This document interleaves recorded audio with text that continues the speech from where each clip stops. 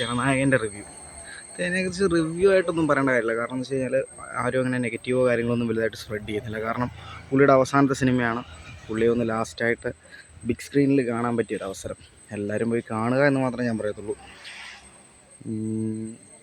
എല്ലാ സിനിമയിലും പോലെ തന്നെ പുള്ളി പ്രതീക്ഷകളൊന്നും തെറ്റിച്ചിട്ടില്ല. ഏതൊരു സ്റ്റോറി കൊണ്ട് കൊടുത്താലും പുള്ളിയുടെ സ്ക്രീൻ പ്രസൻസും പുള്ളിയുടെ ഡാൻസും പുള്ളിയുടെ ഒരു ഡയലോഗ് ഡെലിവറിയും കാര്യങ്ങളും ഒക്കെ എപ്പോഴും മേളിൽ തന്നെ നിൽക്കും. അപ്പോൾ പിന്നെ അനിരുദ്ധിൻ്റെ മ്യൂസിക് കൂടെ ആയപ്പോഴത്തേക്കും അടിപൊളിയായിട്ടുണ്ട്.